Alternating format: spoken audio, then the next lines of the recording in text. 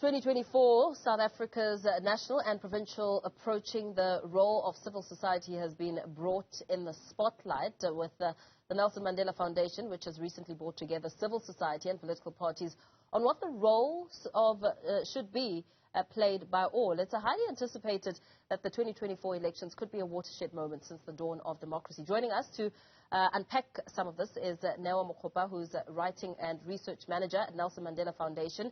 Joining us now, a very good afternoon to you. Thank you so much for your time.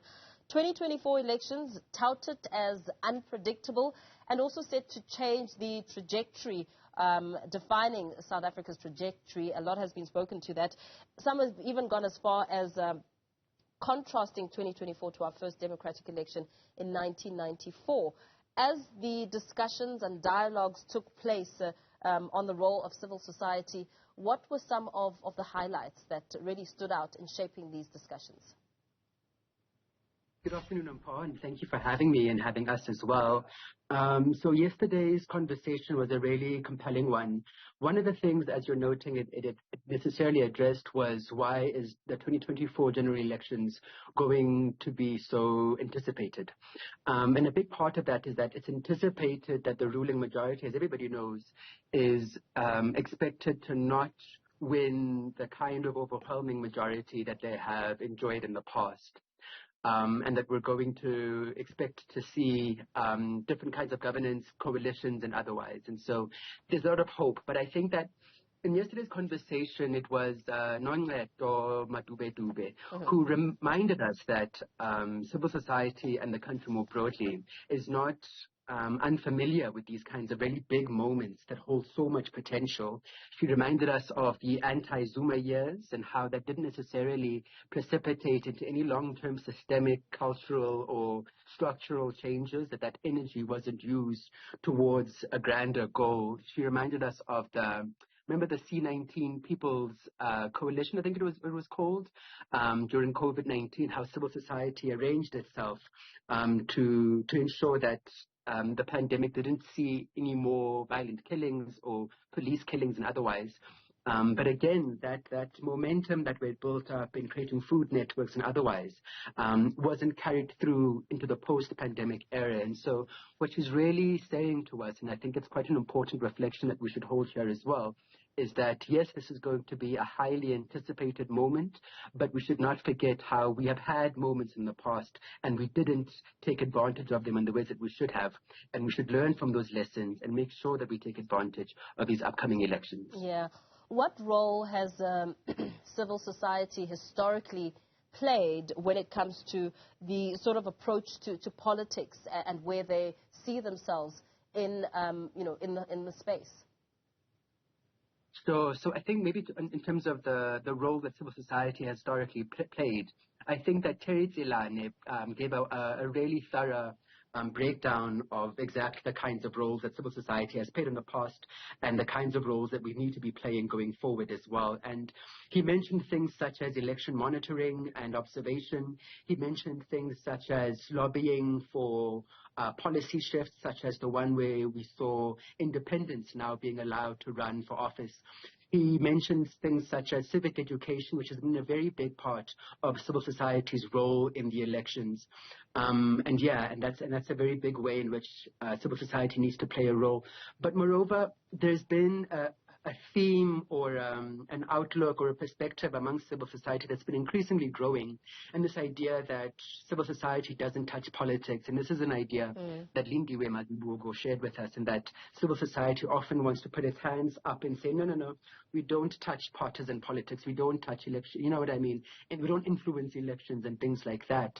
And on top of that, the funders of many civil society organizations instruct them not to, and say that if you enter raw political spaces, well, then we're not going to be able to fund you any longer. And so what it's left is a administration, it has left an incumbency and otherwise that lacks the kinds of perspectives and skills and expertise that many people in civil society possess, the kinds of connections with communities, there's a word for this, I can't remember, constituencies Yes. that people, individuals and organizations share, and the kinds of voices that they're able to amplify. Civil society has not invested in politics in those ways, and it's left a state and an administration that lacks crucial skills. What about civil society's positioning, how they can position themselves in ensuring that they are yielding outcomes with some of the lobbying and the role that they play within society, and some of the missed opportunities that have seen voices and consistency, and then right at the end, dropping the ball, which in itself results in no changes to some of the issues that were under the spotlight. I mean, mentioning what you said earlier on, the Zuma years, the lost years when it comes to, former President Jacob Zuma, and how that moment didn't yield any structural or even cultural changes because of the inactive voice, or perhaps civil society failing to be consistent in their messaging. I think that the question of how is civil society positioning itself is a complex one. I think, number one, I want to say that I think most organizations are going to be creating their own messaging and otherwise. But I think a key space that civil society needs to be playing is around narrative, around meaning, around messaging, and around understanding the things that are happening, understanding the threats, the manifestos, the policies, and otherwise, and understanding the historical moment that we potentially are in, or going to be in 2024. But I think there's another element of this as well that I think I should have mentioned before, about civil society's role. Increasingly, we're seeing civil society being marginalized, especially by members of political parties and powerful political parties at that too. We're seeing civil society members being silenced, being undermined, their characters being attacked. I think perhaps the most glaring example and one of the most pressing examples has been Abahlali baseMjondolo and the things that the government is doing to Thapelo Mohapi. So what I'm trying to say is that, yes, civil society has this role to play. It's necessary, it's important, but there's also very clear opposition to that role that we're needing to be playing. Who was it, actually? I think it might have been Terry or the facilitator, what's his name, Lokona Mnguni, who said that, who really described how civil society is being threatened, and rather civil society in some ways, for an incumbency that sees the loss of power as a threat, sees then civil society as a threat necessarily, and uses all manner of means to quash that voice, making it difficult for civil society to play its role. Absolutely. Some very important points put out there in the forefront when it comes to the role of civil society, and of course how they're needed to steer the nation, especially when it comes to being the voices of holding those accountable and ensuring effective leadership. We're going to have to leave it there, but thank you so much for weighing in on this discussion. Kneo Mokgopa is Writing and Research Manager at the Nelson Mandela Foundation. They're talking about some of the critical dialogue discussions that are taking place ahead of the 2024 elections, the role of civil society and how that will shape the outcome or perhaps the ongoing elections as that happens in 2024.